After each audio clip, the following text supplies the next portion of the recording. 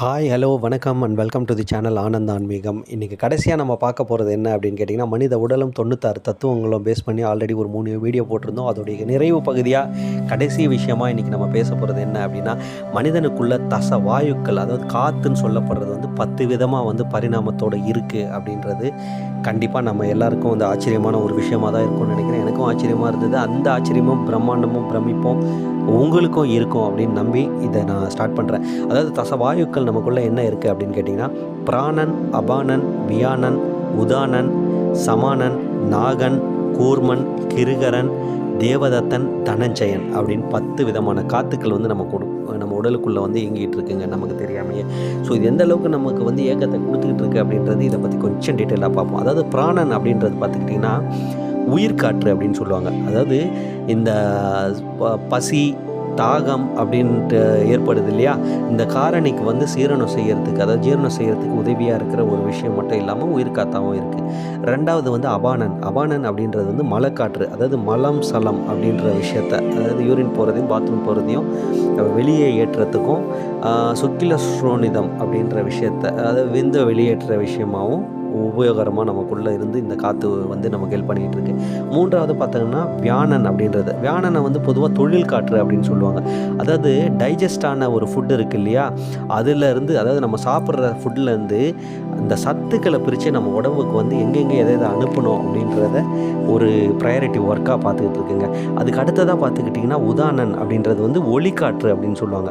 அதாவது நம்ம பேசும்போது அந்த குரலில் ஒலி எழுப்புகிற ஒரு விஷயமா இருக்கு இல்லையா, அதுக்கு உதவுற ஒரு காற்றாக தாங்க இருக்குது. அது மட்டுமே இல்லாமல் தூங்கும்போது நம்மளுடைய ஐம்பொறின்னு சொல்கிறது ஐம்புலன்கள் இருக்கு இல்லையா, இது எல்லாத்தையும் அடக்கி எழுந்த பிறகு நமக்கு அந்த உணர்வை திருப்பி தர ஒரு விஷயத்தை தாங்க பண்ணிகிட்ருக்கு. அடுத்தது பார்த்துக்கிட்டிங்கன்னா அது மட்டுமே இல்லாமல் சத்துக்கள் நம்ம உடலில் இந்த வைட்டமின், புரோட்டீன், கால்சியம்னு சொல்கிற எல்லா சத்துக்களையும் பிரித்து தர ஒரு வேலையும் இந்த உதாரணம் காற்று நமக்கு பண்ணிக்கிட்டு இருக்குங்க. அடுத்ததாக சமானன் அப்படின்னு சொல்கிறேன். சமானன்னா அப்படின்னா நிறவு காற்று அப்படின்னு சொல்லுவாங்க. அதாவது உதாரணம் இதுக்கு முன்னாடி சொன்னோம் இல்லையா, இந்த உதாரணன்கிட்ட இருக்க சத்துக்களை வாங்கி உடலுக்கு சமமாக எங்கெங்கே எதை சேர்க்கணும் அப்படின்றத துல்லியமாக கணக்கிட்டு அந்த உடலுக்கு தானாகவே பிரித்து கொடுக்குற ஒரு ப்ராசஸ்ங்க. ஸோ அடுத்தது பார்த்துக்கிட்டிங்கன்னா நாகன் அப்படின்றது. நாகன் அப்படின்னா வெடிக்காற்று அப்படின்னு சொல்லுவாங்க. அதாவது பார்வைத்திறன். பொதுவாக சொன்னோன்னா இந்த வாந்தி, விக்கல், திமிரல் அப்படின்லாம் சொல்லுவோம் இல்லையா, இது எல்லாத்துக்கும் நமக்கு உதவியாக இருந்துக்கிட்டு வழி நடத்துகிற ஒரு காற்று தாங்க இந்த நாகன். அடுத்தது கூர்மன் அப்படின்னு சொல்லுவான். அதாவது கண்களுடைய இமைகள் இருக்குது இல்லையா, இதை மூடி திறக்கிறது தானாக திறக்குது. நம்ம வாலண்டரியாக இதை நினச்சி பண்ணுறது இல்லை இல்லையா. ஸோ அந்த விஷயம், அதாவது மயிர்கூச்சல். பொதுவாக இந்த இமை இல்லை இருக்க முடியில் உங்களுக்கு ஒரு கூச்சல் ஒன்று இருக்கும். அது மட்டுமே இல்லாமல் சிரிப்பு அப்படின்ற விஷயத்தை நமக்குள்ளே உண்டாக்கி நமக்கு அதிகமாக உதவுற ஒரு விஷயமும் இந்த கூர்மன் அப்படின்ற காற்று தாங்க உதவி பண்ணிகிட்ருக்கு. அடுத்தது கிருகரன் அப்படின்னா தும்மல் காற்று அப்படின்னு சொல்லலாம்.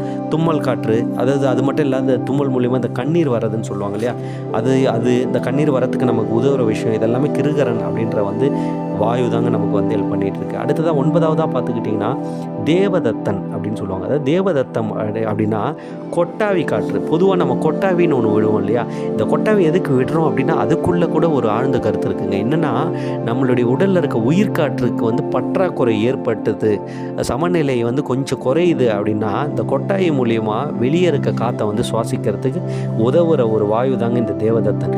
ஸோ கடைசியாக பார்த்தீங்கன்னா தனஞ்சயன் வாயு அப்படின்னு சொல்லுவாங்க. இந்த தனஞ்சயன் வாயு எப்போனா 2 தடவை தாங்க நம்ம பெருசாக உதவி பண்ணுது. ஆனால் இது ரெண்டுமே இல்லாமல் ஒரு மனிதன் இல்லை, மனிதனுடைய இயக்கம் இல்லை அப்படின்றது மறுக்கப்படாத உண்மை. என்ன அப்படின்னு கேட்டிங்கன்னா, குழந்தை பிறக்கும்போது இந்த குழந்தையை வெளியே தள்ளுறதுக்கு உதவுற ஒரு காற்று தாங்க இந்த தனஞ்சயன் காற்று. இது பொதுவாக பார்த்துக்கிட்டிங்கன்னா இந்த குண்டலினி பயிற்சியில், அதாவது யோகத்தில் இருக்கவங்க எல்லாருக்குமே பார்த்துக்கிட்டிங்கன்னா மண்டை ஓடு வழியாக இந்த காற்று தனஞ்சயன் காற்று வெடிச்சுக்கிட்டு வெளியே போகிறதா ஒரு விஷயம் சொல்லுவாங்க. குறிப்புகள்லேயும் இருக்குது. இதுவும் நம்ம சித்தமார்கள் எந்த அளவுக்கு நுண்ணியமாக ஒரு விஷயத்தை ஆராய்ச்சி பண்ணி கண்டுபிடிச்சிருக்காங்க அப்படின்றது உங்களுக்கு தெரிஞ்சிருக்கும். அதனால தான் இவங்க எல்லாருமே ஆன்ம விஞ்ஞானிகள் அப்படின்னு சொல்லுவாங்க. அதாவது இந்த 96 தத்துவங்களை ஒட்டி தான் ஒரு மனித உடல் இயக்கமும் இந்த உலகத்தில் நடந்துகிட்டு இருக்கு அப்படின்றது நிஜமாகவே ஒரு ஆச்சரியமான ஒரு விஷயம் தாங்க.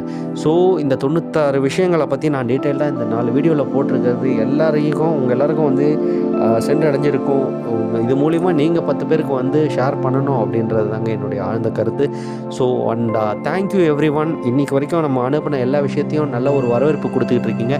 மென்மேலும் இந்த சேனல் வளர்கிறதுக்கும் நான் நிறைய வீடியோ போஸ்ட் பண்ணுறதுக்கும் உங்களுடைய என்கரேஜ்மெண்ட் எனக்கு தேவைப்படுது. நன்றி. Thank you.